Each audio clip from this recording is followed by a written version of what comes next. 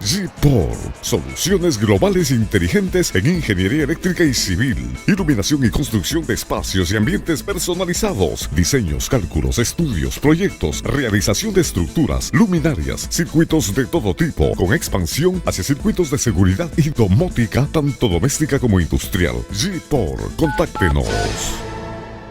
El domingo anterior fueron las elecciones presidenciales en Argentina en segunda vuelta, y aún muchos se preguntan por qué ganó Javier Milei. La respuesta, según el analista Roosevelt Cedeño, está en la desesperación del argentino común. Milei gana por un estado de hartazgo de gran parte de la sociedad argentina, agobiada por la crisis económica que se ha venido prolongando a lo largo del tiempo. El último periodo de la señora Cristina Kirchner como presidenta agudizó esa crisis económica, fundada básicamente en el hecho de que tienes pocos ingresos de recursos y muchas demandas de egreso de recursos, y se hace uso de la herramienta de la impresión monetaria sin control. El que Sergio Massa haya sido ministro de Finanzas del gobierno kirchnerista inclinó más aún la balanza a favor de Milei en las elecciones. Más allá de las virtudes personales que tiene Sergio Massa como político, hasta como estadista, la economía no la pudo controlar. Entonces, cuando tú tienes una crisis económica, ¿quién es el primer culpable? El ministro de Economía y el gerente del Banco Central, ¿no es cierto? Son las primeras víctimas de la desazón popular.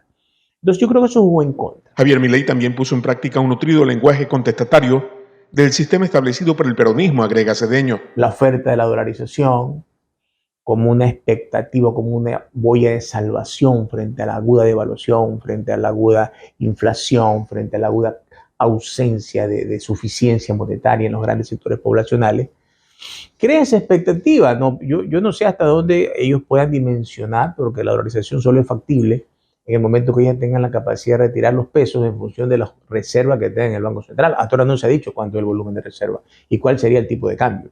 Entonces, eso en una sociedad no tan tolerante, muy gremializada, muy dada a la lucha en las calles, como la Argentina, que sea resistible, no es muy preveíble, ¿no? Y es que un proceso de dolarización no es sencillo.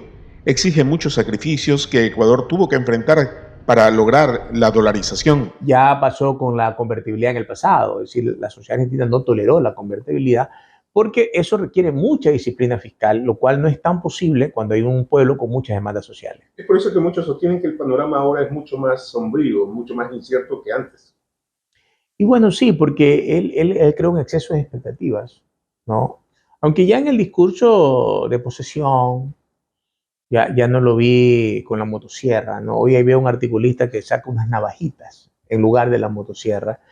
Yo creo que ahí siente el peso de la historia, ¿no? Es decir, ya no es el candidato, ahora es el presidente. Ahora ya en el poder Milei tendrá muchos desafíos. El primero de ellos, establecer consensos. Y eso significa desmontar algunas propuestas radicales que él planteó en la campaña, porque él requiere gobernar.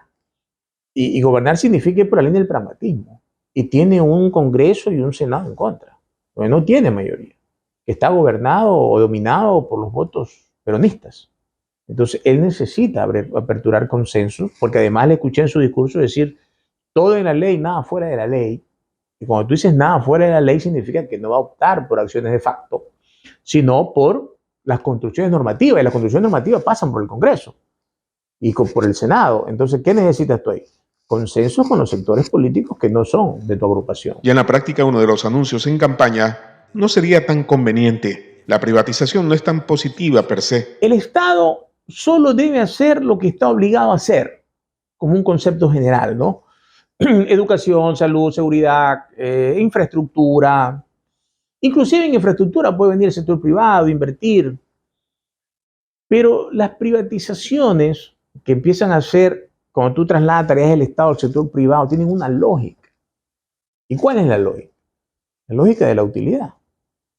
Entonces, si tú dices, vamos a privatizar, porque en Argentina se intentó y se privatizaron los trenes, por ejemplo, y vas a tener trenes vacíos, porque la única forma de sostenerlo es con una tarifa elevada, que la gran masa no la puede pagar, ¿no es cierto?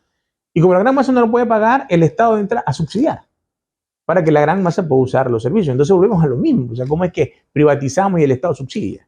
Entonces se hace el modelo insostenible, porque el subsidio también es insostenible, porque los costos de producción suben y todo, ¿no? Entonces, privatizar áreas estratégicas del Estado en América Latina no ha ido bien. No ha ido bien. Tú la sueñas y nosotros diseñamos tu casa ideal. El hogar perfecto que tu familia se merece. Lo hacemos realidad. Urbana Construcciones. Cuenta con expertos diseñadores de espacios, ingenieros, arquitectos y demás profesionales que lograrán de tu nueva casa la mejor inversión de tu vida.